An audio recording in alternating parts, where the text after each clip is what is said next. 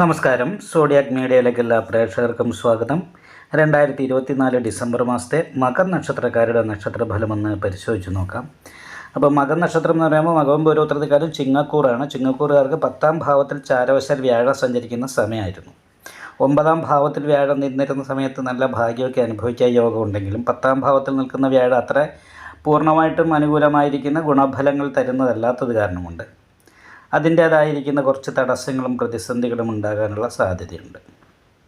കാരണം ഒരു പാപമധ്യസ്ഥിതി എന്ന് പറയുന്നൊരവസ്ഥയാണ്. 12ാം ഭാവത്തിലും 2ാം ഭാവത്തിലും പാപഗ്രഹയോഗം വന്നത് കാരണം കൊണ്ടും കണ്ടകശനിയുടെ ദോഷം ചെയ്തുകൊണ്ട് 7ാം ഭാവത്തിൽ ശനി നിൽക്കുന്നത് കൊണ്ടും ആഗ്രഹിക്കുന്ന കാര്യങ്ങൾക്ക് തടസ്സം വരിക, ചെലവ് വർദ്ധിക്കുക, അതേപോലെ തന്നെ വരുമാനത്തിൽ കുറവുണ്ടാകുക, ഇങ്ങനെയുള്ള കാര്യങ്ങൾക്കൊക്കെ യോഗമാണ്.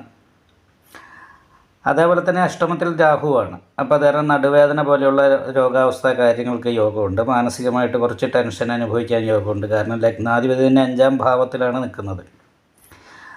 അപ്പോൾ 5ാം ഭാവത്തിൽ പാപയോഗം വരുന്നു എന്ന് പറയുന്നൊരവസ്ഥയും ലഗ്നാധിപതി 5ാം ഭാവസ്ഥിതിയും മാനസികമായിട്ട് ടെൻഷൻ വർദ്ധിപ്പിക്കാനുള്ളൊരു യോഗമാണുള്ളത്. മാത്രമല്ല ശത്രുസ്ഥാനത്താണ് കളത്രകാരകനായിരിക്കുന്ന ശുക്രൻ കർമാധിപത്യം വഹിച്ചു നിൽക്കുന്നത്.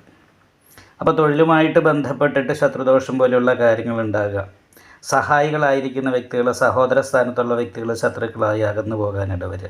അപ്പോൾ ഇങ്ങനെയുള്ള കാര്യങ്ങൾക്കൊക്കെ യോഗമുണ്ട്. പ്രത്യേകിച്ചും കണ്ടകശനി ദോഷമുള്ളത് കാരണം വിത്തക്ഷയം, പ്രവാസം, രോഗാഞ്ജനേന്തി, മനോഭീതിയും വന്ന മാനസികമായിട്ടുള്ള ടെൻഷൻ അനുഭവിക്കുകയും ധനനഷ്ടം ഉണ്ടാകുകയും അതേപോലെ തന്നെ നമ്മളെ പ്രവൃത്തി വളരെ ആക്റ്റീവായിട്ട് കാര്യങ്ങളൊക്കെ ചെയ്യുകയും നല്ല പ്രതീക്ഷ ഉണ്ടാകുകയും ചെയ്താലും അതിൻ്റെ ഫലം കിട്ടുന്ന സമയത്ത് പ്രതീക്ഷിക്കുന്ന രീതിയിലുള്ള ലാഭവും പ്രതിഫലവും കിട്ടാതിരിക്കാനുള്ള സാധ്യതയാണ് കൂടുതലുള്ളത് കണ്ടകശനി ദോഷം കൊണ്ട്.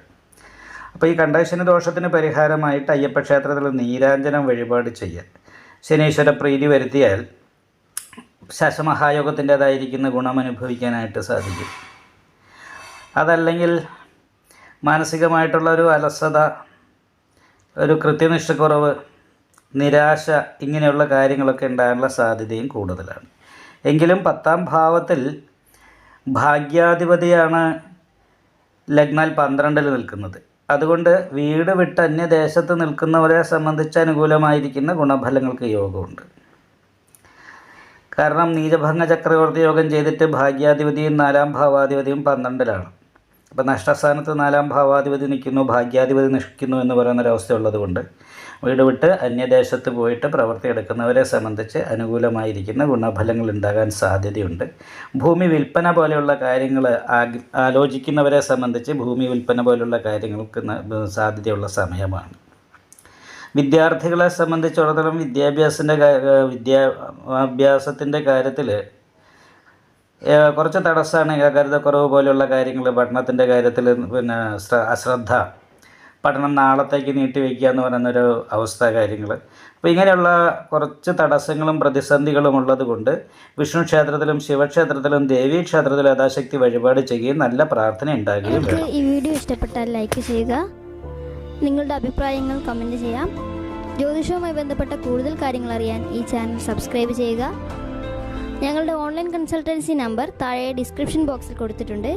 ആവശ്യമുള്ളവർക്ക് കോൺടാക്റ്റ് ചെയ്യാവുന്നതാണ്.